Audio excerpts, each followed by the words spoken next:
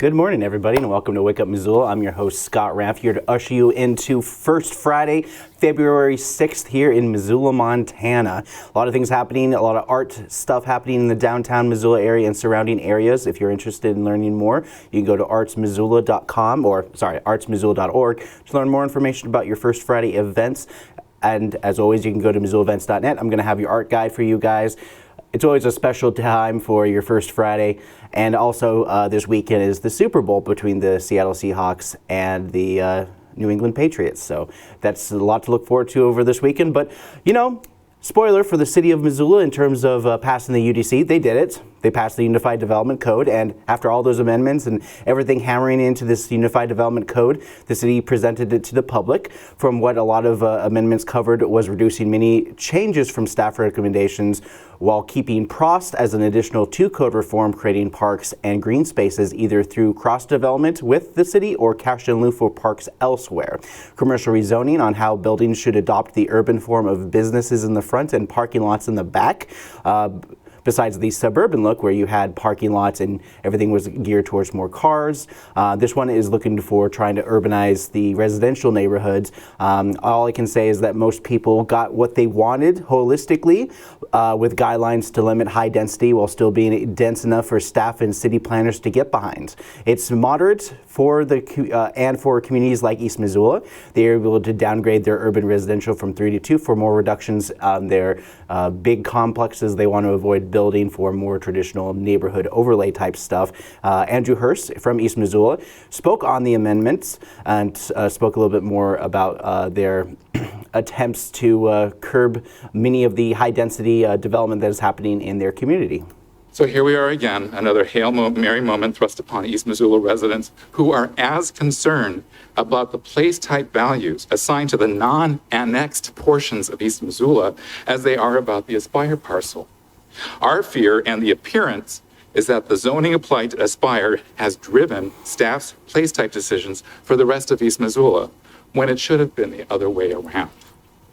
Last Friday, I received from County Planning, Development, and Sustainability a table that provides their cross-reference map of the county land use LUE designations to future land use planning city place types under consideration in August of 2024 are besides the annexation of the Aspire parcel into East Missoula in August of 2024.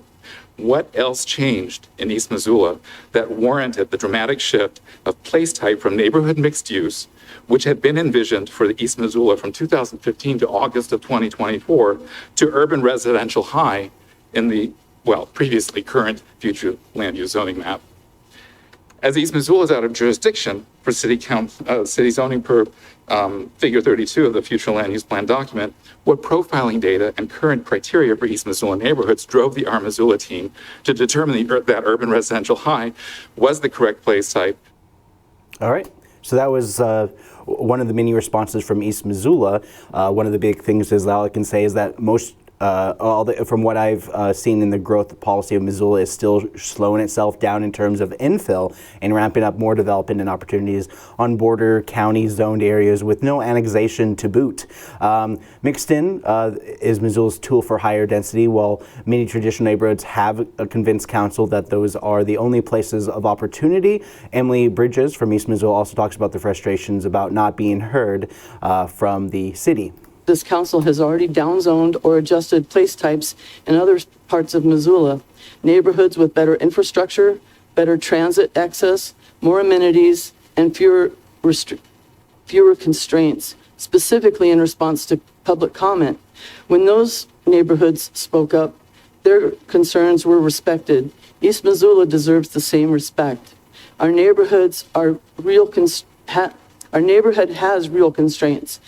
Limited road access, aging infrastructure, no sidewalks, no transit, and physical barriers like the river, the interstate, and Mount Jumbo.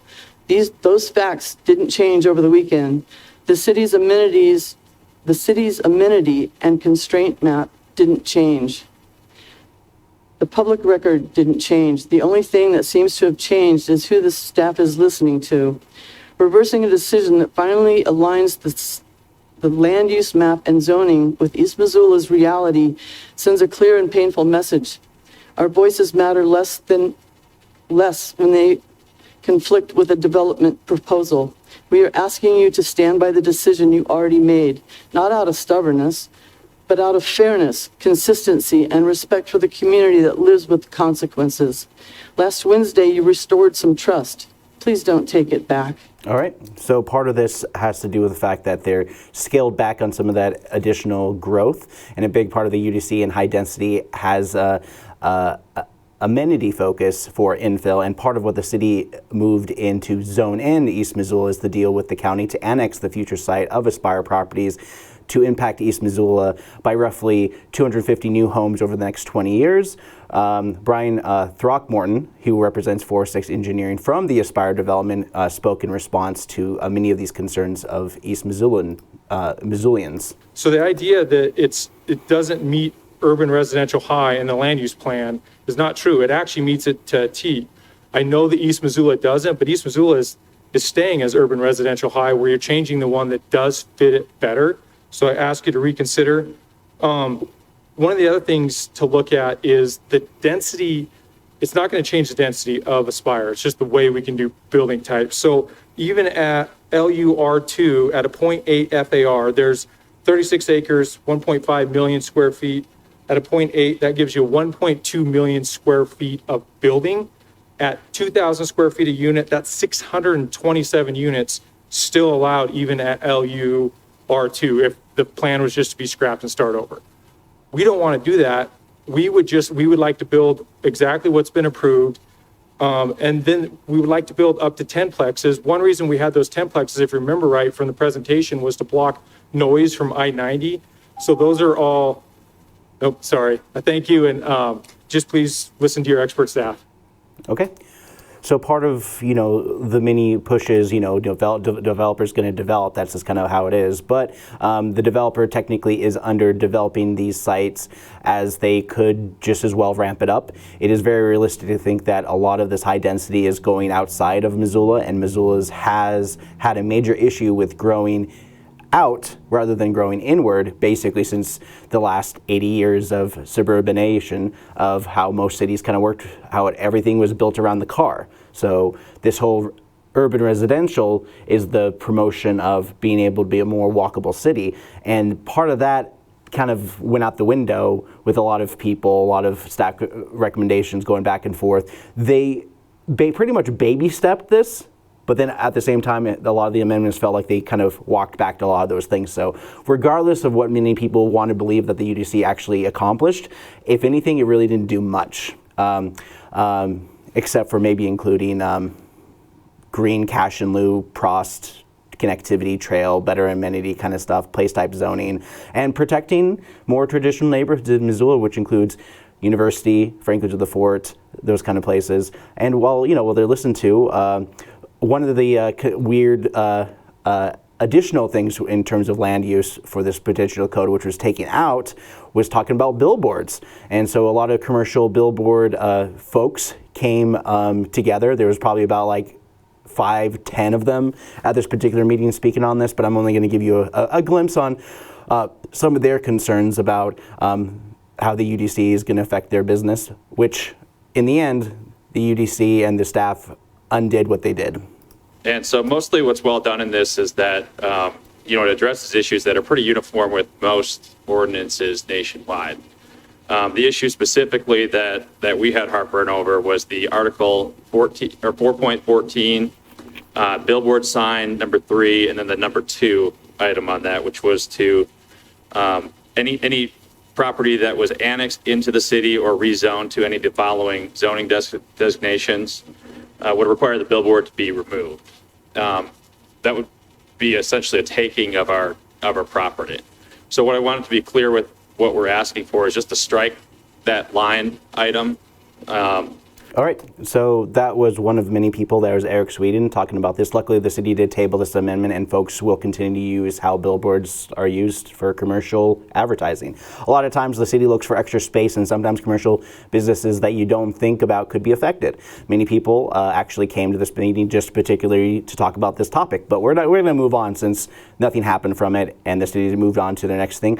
And as we're talking a little bit more about how urban residential 3 to 2 from the East Missoula ARNP and Community Planning talks a little bit more about some of those changes from the city staff perspective. UR3 allows for what's called full lot coverage, so you can get to a FAR of 1.0. So in some configuration, whether it's 2 stories up or across the entirety of the lot, when applying other standards, you can get to larger lot coverage. UR2 allows for smaller lot coverage. It maxes out at 0.9 with 6 or more units, but more likely will be in that kind of 0.8 range.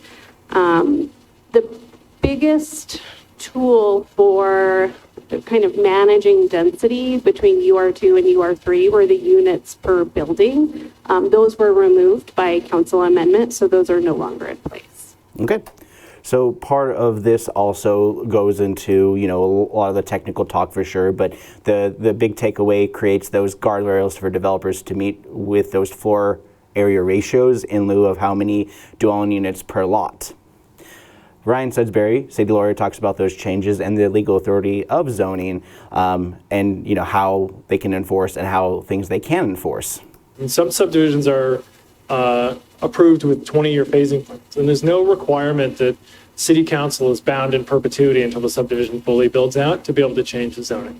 So it is again my position on this issue that we are free to change the zoning that applies to subdivision up until the time they have building permits in or zoning compliance permits in that say, okay, now you have a vested right. We've approved your site plan and development proposal, but they haven't done that in this case. They've only submitted the subdivision. So, and they'd be free to redesign what they're planning on building there and submit products that are in compliance with whatever zoning city council adopts. So I don't think so. I mean, the enterprising attorneys may disagree with me, and we'll have to go to district court to sort it out. But I wouldn't stand here and tell you not to do something with the zoning because of that issue.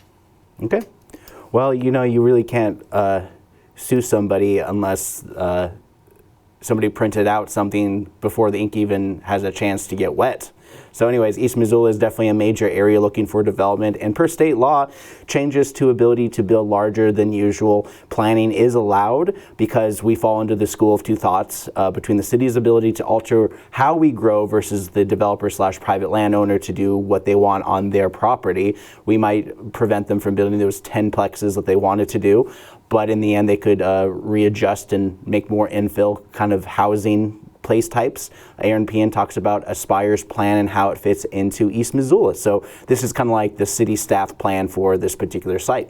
Surrounding zoning largely mirrors what Aspire is asking for, which is roughly 7 units per acre throughout the development.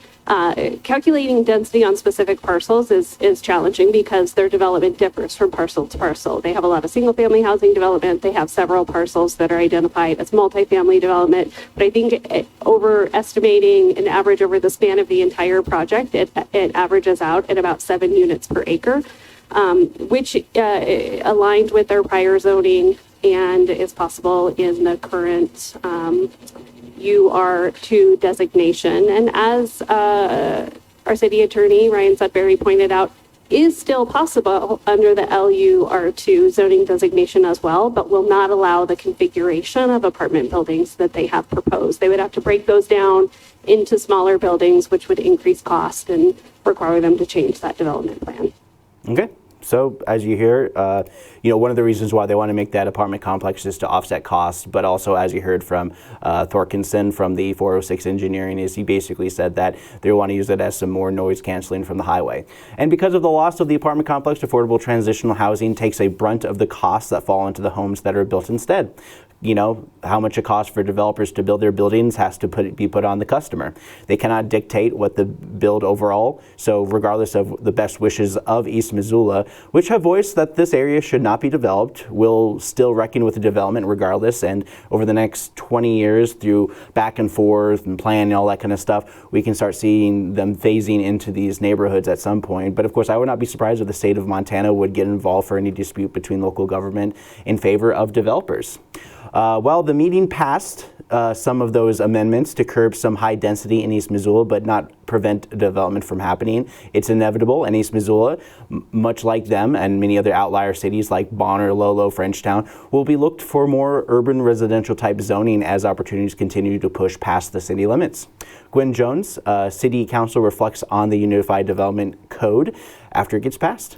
The Montana legislature in the last, it was 2 sessions ago, passed the Montana Land Use Planning Act, which told all Montana cities and towns to not only update their growth policy, but to do it with an eye towards extrapolating out how many folks they thought would be moving into their community in the next 20 years and plan that land use plan accordingly. Used to be a growth policy, now it's a land use plan. And then zone, in other words, implement that land use plan. Don't just put it on the shelf to gather dust, but actually implement it. And then all of the time, I've been on council, this is my 11th year, the entire time we've always heard that our code is hard to work with. It is contradictory. It takes way too much staff time, and staff time means that the private sector is spinning their wheels, not getting projects built very quickly, and time is money. So all of these things kind of were converging at the same time, and so this project was started. Okay. And so for a lot of the developers who have worked with the city in the past before will have an easier way of doing things because they had a lot of input with the UDC. But in terms of any kind of outside developer, they might, who knows, it's all speculation. It might just as easily be like one of those things where they look out into the county for any future development, and the county has a little bit more lax regulation when it comes to zoning in general, because most of them don't have an essential plan for a lot of their zoning stuff. It's a large swath of areas, and any kind of major development, if there's a developer hungry enough to develop in a fairly large site, the county will be there to facilitate, essentially. The government isn't there to stop development. That kind of goes counter to what they're meant to do. State law basically opened a can of worms for commercial development for many of those high-rise apartment buildings back in 2023. And from the last session, saw some changes to how cities must navigate permitting to help streamline the process and have a concrete plan beyond neighborhood character overlays. But the comprehensive look at the parts of the city and how they can grow and in what direction. Mayor Andrea Davis gives her 2 cents before the vote. They finally voted on it. This is the last bit of information on this before I move on. And one of the things that we were talking about, but really felt out of reach politically, and for so many other reasons, was really digging in and changing our land use regulations. Title 20 that we've referred to so many times tonight, and which you will be voting to change here shortly, had recently been adopted. Not so long before that, but my colleagues at Homeward at the time had participated on that steering group. And it also was a thoughtful and thorough process by our community. And so it is just very meaningful to be here today to see us where we are, where we really have jumped in as a community with 2 feet, our full bodies, in really learning what some of the limitations and challenges and barriers have been to creating the kind of vibrant community that we all really want, both now, but decades from now. All right. So that was Mayor Andrea Davis. And in the end, when you think about it, if you can't have the right plan, you gotta have to have a plan, and that's kind of what happened. And 5-hour meeting ending, and I don't have much in terms of content beyond this major tension release that has been building for the last 2.5 months of just constantly kind of harping on this thing, because regardless of what this is going on, our Missoula growth policy was something that they were trying to pass back in 2015. They got it kind of on the ground in 2018, kind of tiptoed around it for a little while. A lot of things changes after the pandemic with the influx of people. Then this expectation of more people coming in as a result. It was unrealistic because this immigration by desperation didn't necessarily mean it's an outlier of the major influx that we will be getting in the future, which may or may not happen because this is a 20-year plan and expecting to get roughly 20,000 more people in the next 20 years. So that's that's just one of the many things to kind of think about moving forward. And as we move on to public safety and health, one of the future prospects of Missoula is the concept of having a new fire station. You know, we're a growing city, our population is getting a little bit bigger, and they're looking to build a fire station number 6 out of the 5 city fire stations here in town. Lonnie Rash, the fire chief, talks about the plans and how they want to move forward in this process. 45, the selected team is 45 Architecture, and they're leading the design team for this process. So they will serve as the primary architect or the architect of record. They have extensive background in municipal facilities, a deep understanding of Montana's built environment and community needs. They are actually based out of Bozeman. They work with a specialty partner, and that specialty partner of this group was Rice Ferguson Miller. And they are an Idaho-based firm with national recognition in fire station and emergency service facility design, working jointly because really a fire station and the complexities of adding a fire station plus our mobile support team adds to that complexity of that. So these two folks. All right. So interrupting him in the middle of his comment there is the big part of this at this point is just getting approval for design standards, and this is going to roughly cost $125,000 just to get a plan made before they move forward on this, and just trying to figure out what they're going to do with this space, because not only is it going to kind of supplement the Firehouse 6 and just additional fire crews, but also the crisis mobile unit, which helps people who are going through a mental health crisis and need that kind of extra bit of patience, not necessarily trying to console the situation, but trying to meet the person halfway, as opposed to the harder touch, which when it comes to police officers, the whole point is that they're supposed to come in and control the situation. When it comes to fire department, they're there to serve those kind of communities and help that kind of alleviate the stress off of the police force to do their job, which hasn't always been about mental health. So Lonnie also talks about where they feel this new station site should be. If you have any ideas, you know, pitch it over to the city of Missoula. I pitch my own ideas, and here is a little taste of kind of like the area where they want to do it. Let me find the quote.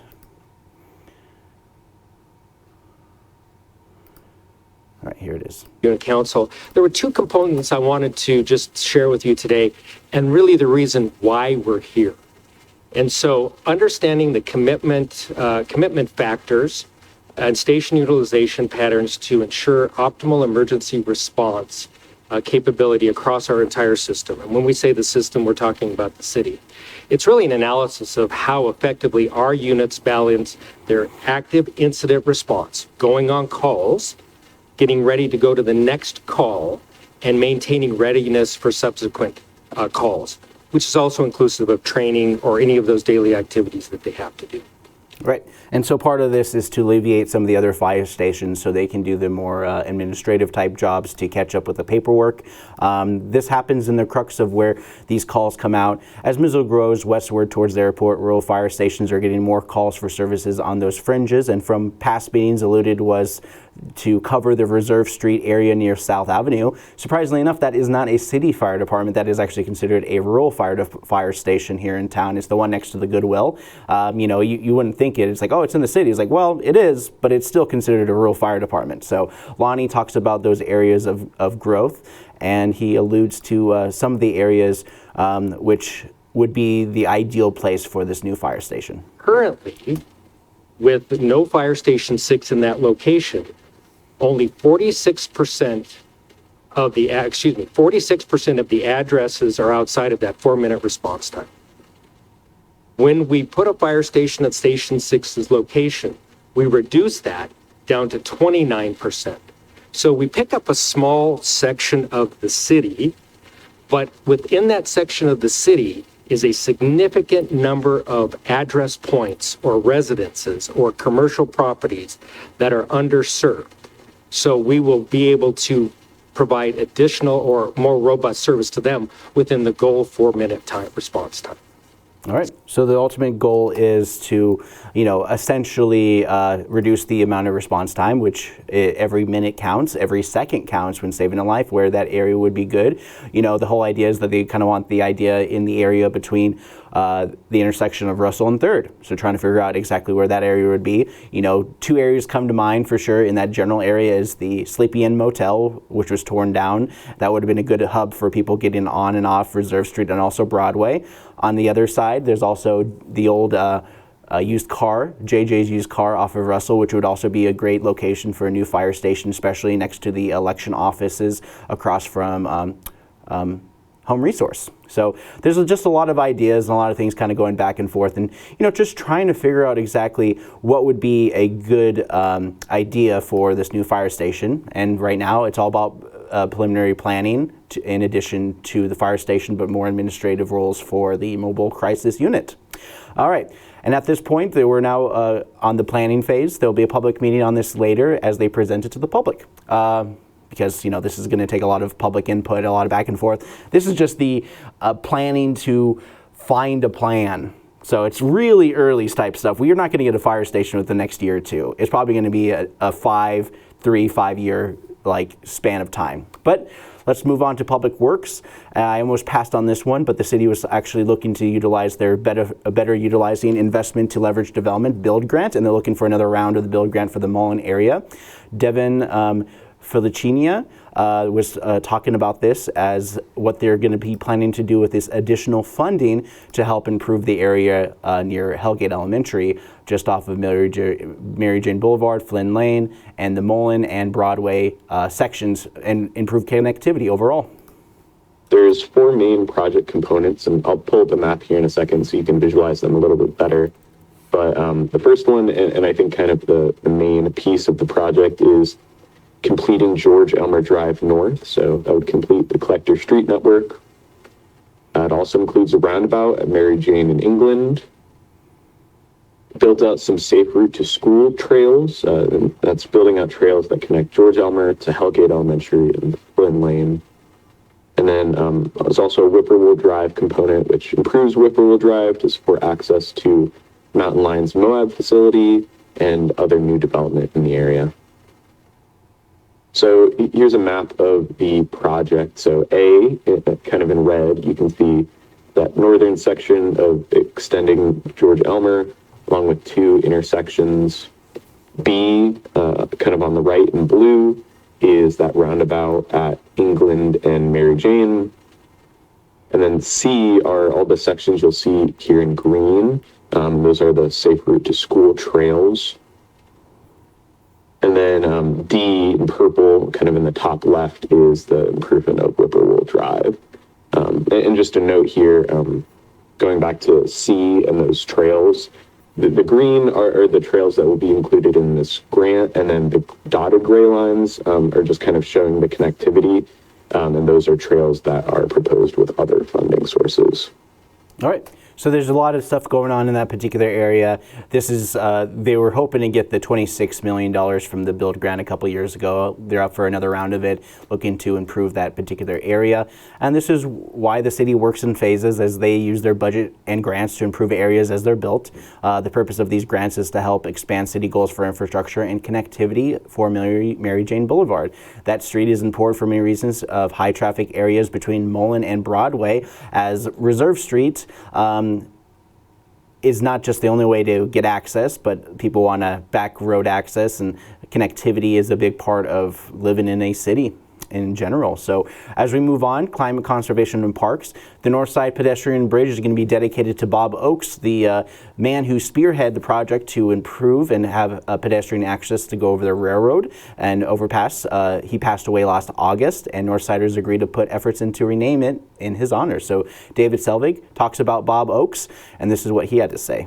I have the honor of presenting a proposed resolution supported by the Park Board to rename the Northside Pedestrian Bridge as the Bob Oakes Pedestrian Bridge. Bob was in frequent contact with me while we were building the bridge, and I've seen the letters that he sent back and forth when the bridge was originally concepted. What a wonderful way to honor him. All right. And so that was his response on that. We have a couple other quotes as well from Jennifer Savage from City Council, who knew Bob Oakes as soon as she tried to run for City Council many years ago.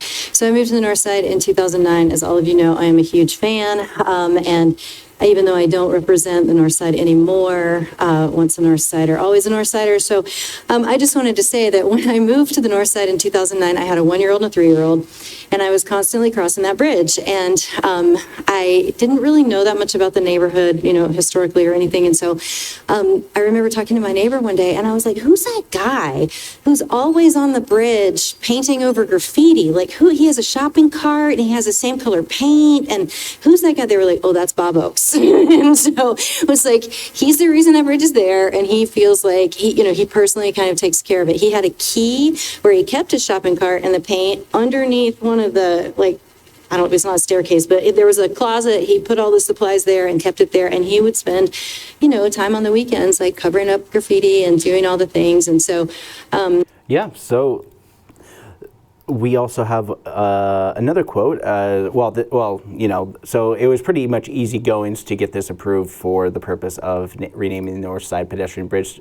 the Bob Oakes Bridge. While on the same topic, Kim Williams Trail is getting a little bit bigger with some more open space. This is 16.5 acres of Tip Clark Fork River open space land acquisition, the Kim Williams Natural Area open space property. This property will be called Eagles Landing, as the American symbol has been seen in this particular area. So Zach Covington with Open Space talks about this.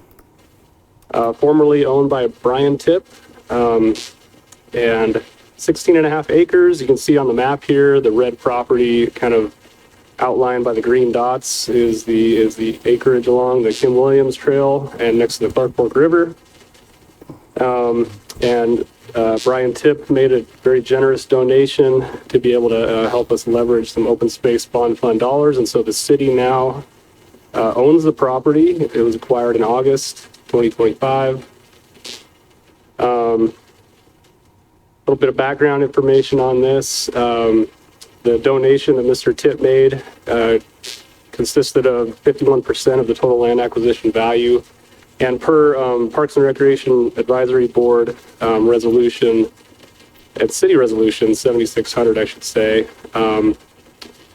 that complied with the requirements for naming rights. And so... All right.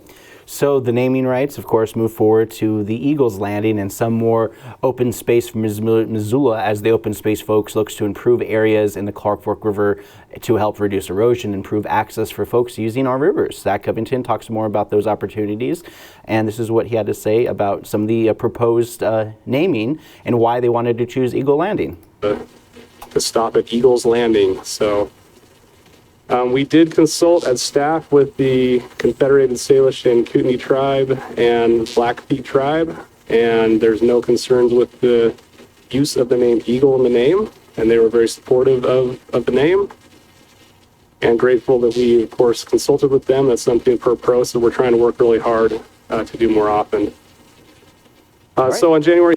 So yeah, there's a lot of things happening, and as of January 13th, the Parks and Recreation voted unanimously to vote for Eagles Landing as this new open space property. It was pretty much a no-brainer when the name like Eagles Landing. Maybe Missoula can get some additional federal funds for this particular site in lieu of America's 250th birthday, which there's a lot of grants coming out for the 250th birthday for America. So you guys can probably check that out on grants, and you can literally Google grants and see what kind of stuff they are basically dishing out money for the 250th anniversary. Heck, if you're an artist, if you want to do something commemorating the 250 years, you can get for some payments through that. But here is a clip from our latest program from Home Resources Lunch and Learn series. They're talking about reducing e-waste using Linux and other e-waste solutions.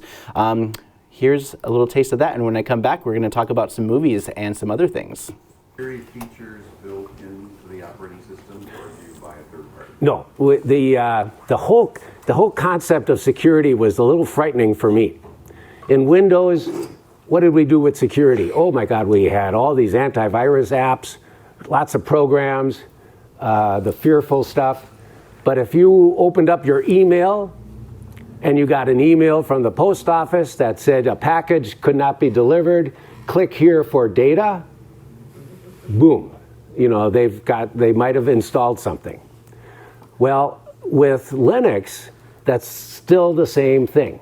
I can go to websites, I can click on stuff, and I could accidentally give them my bank account number. So that social interaction, you know, through email and clicking on bad links, that is on any operating system, whether it's on Windows, Linux, or Apple. But all right, so there's a little taste of that new program as well. I have a lot of show to talk about, so I didn't have too much to show you in terms of MCAT programming, but we're going to talk about some movies that are coming out this weekend. Kicking things off is a movie called The Moment. Charlie XCX, known for her pop music career, trades up the star in a movie about herself in the form of being famous with the struggles of being famous. This is her moment, and if we are stuck with her moment of thinking her whole life before she goes up on stage to put on the best performance of her life, enjoy this semi-autobiographical movie about trying hard to convince people that this is real. All right. Solo Mio, Kevin James having trouble launching Paul Blart Mall Cop 3. He dives into a drama through Angel Studios, who are just kind of trying to figure out what they're trying to do with themselves because, you know, they're doing some kind of weird action movie about young Washington.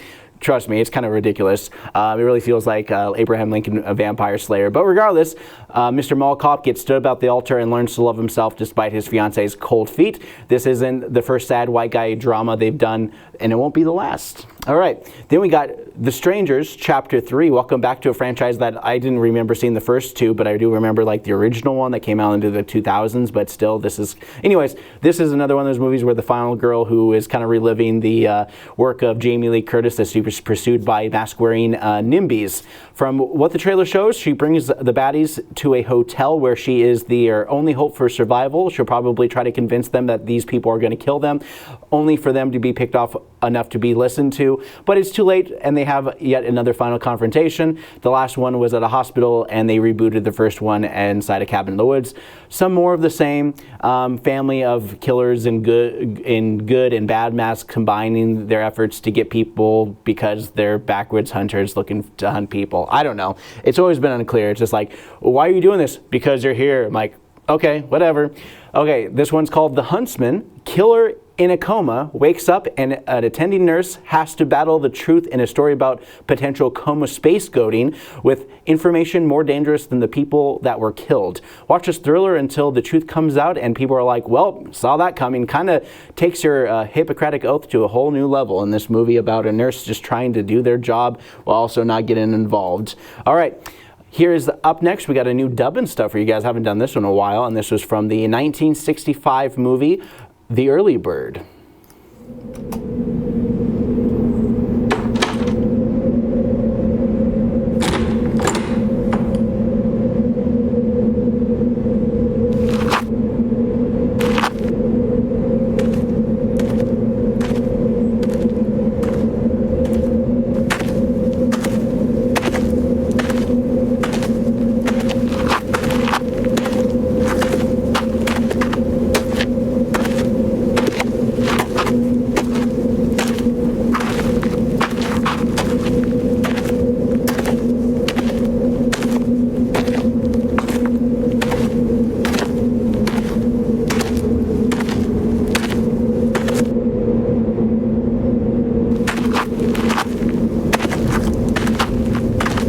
You should assume I'm not going to be asking for directions. That never crossed my mind.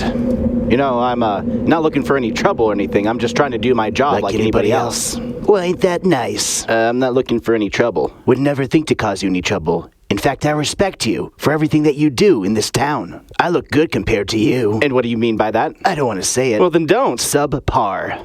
Are you trying to get rid of me? If I can't buy you, I outsell you. I've been doing this longer. I have more experience than you. Oh, more experience than me, you say? That's very interesting. By the time you get done with this neighborhood, I've already gotten done with 3 other neighborhoods. No! And 3 are on the way, and I'm going to be done more efficiently than you ever could. That can't be. Once the people in this neighborhood see what I can do for them, they're going to abandon you just like that and all you're going to be doing is licking ice cream. Wait a minute. Still trying to copy me? I love seeing that face. That's the face of a man who doesn't know there's going to be a hostile takeover of his neighborhood. Oh no. I'll show you. I'm better than me. I don't mind a little friendly competition. You actually think this is a competition? This is more of an execution. Now you see here, Mr. Fancy Pants, in your green teal. Are you calling that an insult? You wearing that gray drab outfit? Huh. Let me look at my ledger. Completely and utterly full. I can't imagine what your ledger looks like. Probably empty and full of garbage. Hey! Let me guess. Your children are so disappointed in you, they can't even look you in the eye anymore. Perhaps I'll sign you up for delivery. See how a real man provides. All right, I'm ready to go. Let's fight. You come in here with your fancy clothes. Well, maybe you'd have more customers if you made yourself more presentable. The only thing uniform is your hat. You know what? You'll never get away with this. You think I'm the only one doing this? I'm gonna take you and your whole corporation down. You're starting to slur your words. Yeah, I know. I'm just very stressed out. There he goes, running away in his horse-drawn carriage. You know, we have cars now. Shows what you know.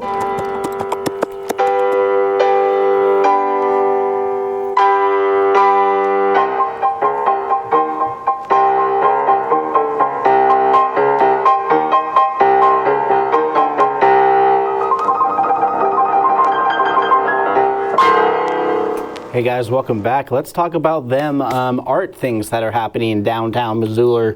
All right, sorry. All right, moving on.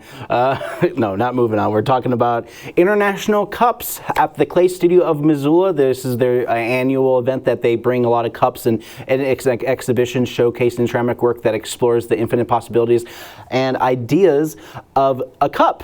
Included works range from well-crafted Unitarian mugs to cups used in the exploration of metaphor and abstract content. Works from 31 artists have been selected from entries from all around the world. This year's exhibit was juried by Julia Galloway, a locally based but internationally renowned potter and professor in ceramics at the University of Montana.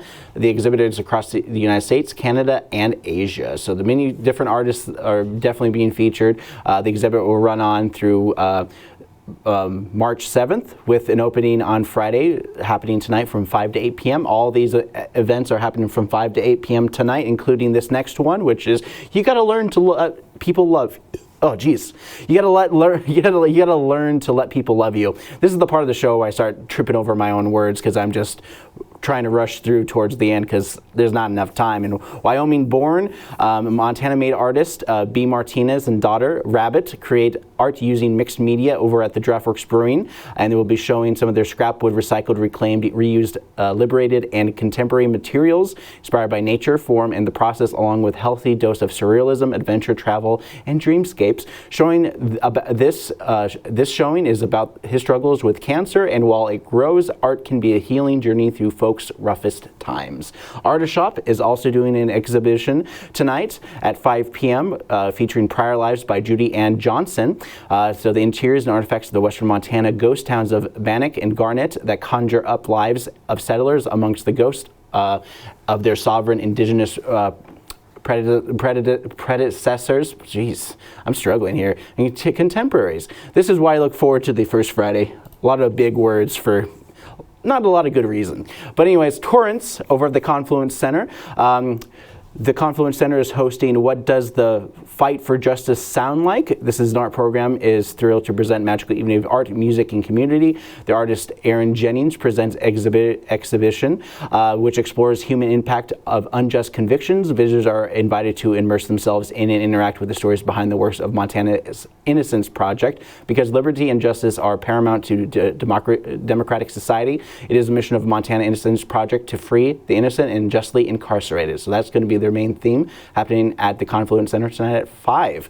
Then at the Four Ravens, we got Matt Conlin, porcelain pottery, featuring the meticulously crafted pottery of Matt Conlin through February. He creates high-filled porcelain with intricate hand-carved patterns, driving influence from past design eras such as Art Deco and mid-century modern. Mugs, vases, teapots, and pitchers are individually carved and glazed in complicated designs, creating unique and functional pieces. So you guys can enjoy that. And as we move on to our next thing, Wildfire Ceramic Studios is hosting an after-school program. They have their ceramics exhibit hosted by the UM Ceramics alumni. This is from 5 to 9 p.m. After-school program presents works by Kate Bick, Tatum Ernest, Salem Adiat, Claire Cavanagh, and all of whom met in the ceramic studio at the University of Montana and have maintained their relationship with clay and each other since graduating. The show will feature colorful and playful renderings of sculptures, pieces that celebrate clay's versatility, because versatile and versatility are pronounced differently in textures and forms, as well as the unique capacity to bring people together. And then finally, we got this last one, Like Mother, Like Daughter, at the Missoula Public Library, starting at 5 p.m. Stop by the library, the showcasing of Dana Bassard's powerful art exhibit, Like Mother, Like Daughter. This is going to be on the 4th floor of the Missoula Public Library, where they usually host these art events. And as we go a little bit further into the events, if you're interested in going out and about today, Stroller Strides Mommy and Me workout class started at 9:30 a.m. this morning. It happens every Monday through Friday at 9:30 a.m. at Bonner Park. Then we got Little Clubs Play Group at the Sports Barn at 10 a.m. We got Missoula Food Bank meal distribution starting at 10 a.m. for people who have food insecurity. Tiny Tales at 10:30 a.m. at the Missoula Public Library every Friday at 10:30. Lunch at the Missoula Senior Center. It's 11 a.m. every single weekday at 11. And then the Poverello Center has their breakfast, lunch, and dinner daily, every day, even on holidays. Yarns and Watercolor every Friday at noon on the 4th floor of the Missoula Public Library. You can stitch, crochet, and even watercolor upstairs on the 4th floor every Friday. Bookmobile stop at the Missoula Public Library will be stopping by the YWC at noon today, and then at 2 o'clock they'll be at the Partnership Health Center at Watershed. At 1 o'clock this afternoon, BASE is hosting their All Our Abilities Art Club. Brown Bag Lecture Series is doing their Brown Bag and Bones with paleontologist Jason C. Poole at the Natural History Center at 1 p.m. Adult Writers Group back here at the library at 3:30 p.m. every Friday to improve teenagers' writing. Teddy Bear Sleepover, one of the most adorable things happening here at the Missoula Public Library. They do every year. They probably do, it seems like they do it twice a year, but bring your fluffy best friend to the library at 4 p.m. and pick it up the next morning between 9 and 11 on Saturday for ice cream. So enjoy some of those slideshows as your friends sleep over shenanigans, and Families First will celebrate ice cream breakfast day at the Art Box, which is on the 2nd floor of the library. Let's move on as we talk about the Missoula Symphony Association is doing their own First Friday. They're doing the Vibrant Arts Community as they do every first Friday at the Missoula Symphony office. Bring your friends, meet artists, and soak in their creative energy. They're never incredible journey on the first Friday. Get ready for music, magic, and community. Missoula Village, First Friday, warm welcome to the Florence building. It's warm welcome at the Florence. Missoula Agent Service is hosting this warm up, learn more, and meet your neighbors. Come from Bakoko and stay for a conversation. Missoula Village's founder, Missoula Agent Services staff and community partners in the elegant historic Florence lobby between 5 and 7 p.m. tonight. Try to around the fireplace and enjoy free hot cocoa. Milk bar, golden milk is gorgeous, extra heavy caffeine-free chai.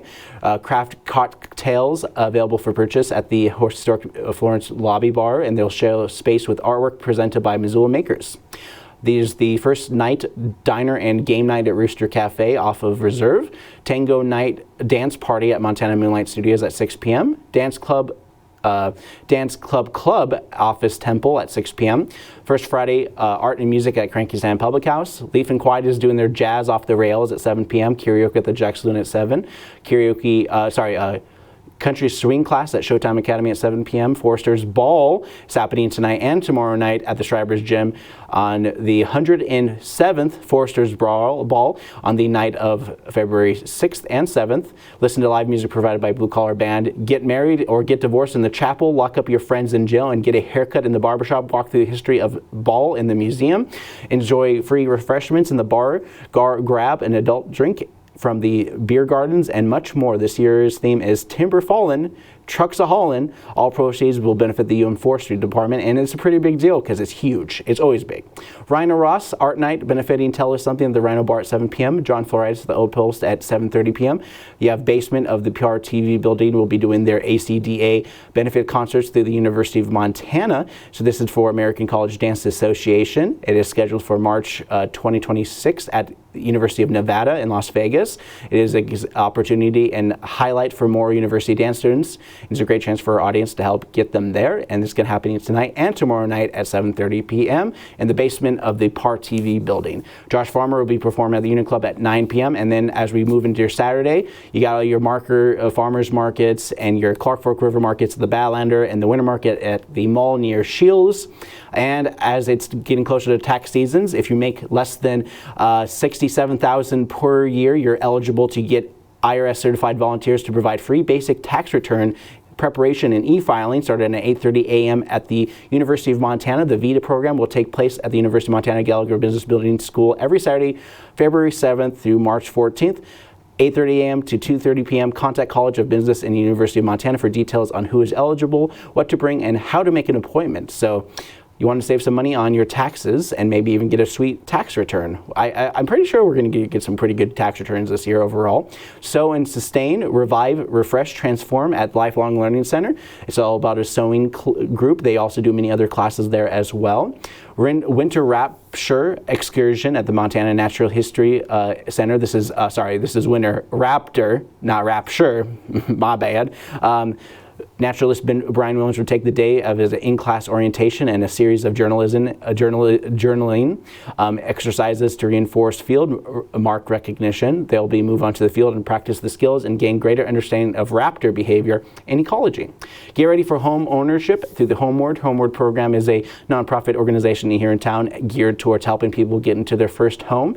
They also provide grants and opportunities for people looking to get into homes. The best way and the best ways to get in there is through this Homeward class. The International Wildlife Film Festival is doing community judging on this weekend at 9 a.m. both Saturday and Sunday. They're looking for anonymous folks to sift through some of the international wildlife films to kind of see the submissions and kind of look at which one's going to be best representing this year's International Wildlife Film Festival. Teddy Bear Sleepover Pickup at 9 a.m. at Missoula Public Library. I mentioned it earlier, but Makerspace walk-in hours at 10 a.m. This is great for people who want to do some 3D printing, laser engraving, all sorts of fun things here. Auditions for the Trial of Mother Jones. This is a play that they're going to be performing at the Zootown Arts Community Center, and they're looking for auditions. This is a paid gig for actors out there, so Miss Cash Production is excited to announce this open call for the Trial of Mother Jones.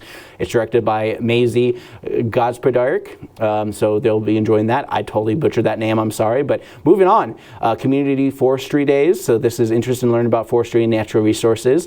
So the Missoula chapter of Society of American Foresters inside the Schreiber Gym from 10 a.m. to 2 p.m. on Saturday. So you get a chance to kind of see the Foresters Ball without actually having to go to the ball, but learning more about it in the Schreiber Gym from 10 a.m. to 2 p.m.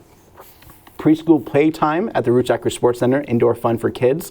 Story time, 10:30 a.m. Every week on Saturdays at the Missoula Public Library to help kids get involved with books. Queer Prom presents Cafe Queer. This is at Cambry Tap House and Coffee. Every time you spend money there will go into help proceeds to the LGBT community. It's a free beverage and conversation with peers at Cambry Tap House, Coffee, and starting at 11 a.m. on Saturday. Annie Meals Valentine's Pet Photo Shoot. Holistic Pet Nutrition is hosting this photo shoot for people and their pets for Valentine's Day, starting at 11 a.m. All ages Valentine's making workshop at the Horse Teeth Gallery. They're doing a Valentine making workshop, so if you want to make your own Valentines, that's the place to do it. Writing workshop, Catharsis of a Time of Chaos. Missoula Public Library is doing a writing workshop, a free writing workshop to help you try and find some peace in the chaotic world, led by Jessica Rich. This workshop will help you start out with some fun storytelling and reflect on regulate ourselves in relation to our worries. And this is happening at 11:45 at the Missoula Public Library here in the library. All right, anyways, MCAT Saturday drop-in as always every Saturday from 1 to 3 p.m. Hands-on science color spectrum. Discovery Center on the second floor. Talking about colors is their exhibit. They do a different one every week. A cozy afternoon with Missoula poets, Missoula Public Library. You get to meet up with poets Aaron Jennings, Dave Thompson, James J. Mark Gibbons, and Cheryl Nothi for an afternoon of tea and poetry, tea and poetry at the Missoula Public Library starting at noon. I'm just like ruining this. So anyways, starting at 2 in the afternoon. I'm stressing out for sure because I just can't get this right. But anyways, Saturday, Tiny Tales at 3 p.m. This is they started an afternoon program here at the Missoula Public Library for Tiny Tales, which is a little bit different from Storytime because Tiny Tales has a activities component attached to reading a book. A Grizz basketball game versus Idaho. So Grizz basketball is going against Idaho at the Adams Center at 4 p.m.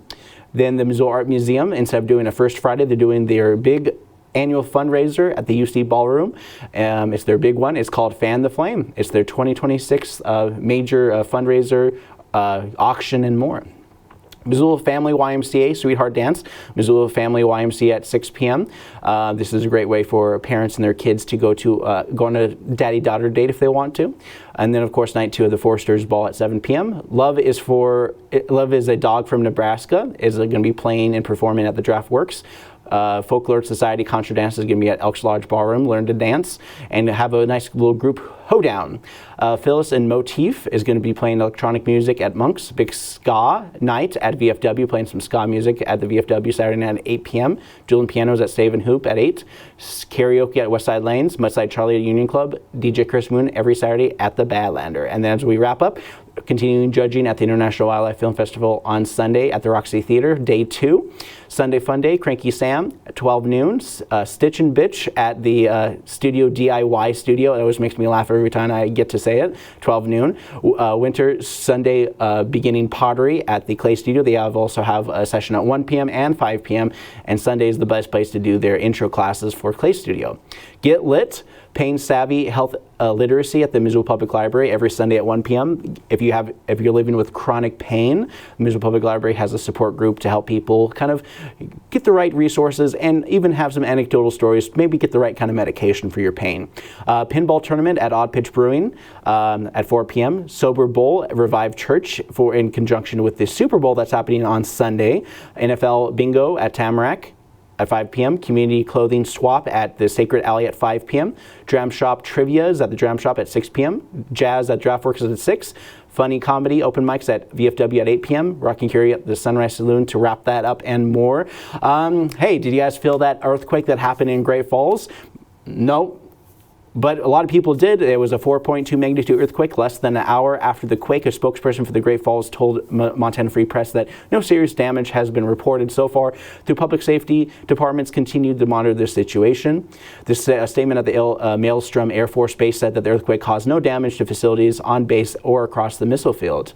We had the last time we had any kind of earthquake here in Missoula was back in 2017 when they had an earthquake near Lincoln, Montana at a 5.8 magnitude. Felt as far as Spokane, Washington, Billings, Missoula, Belgrade, Great Falls, Havre, and Nehart, Montana.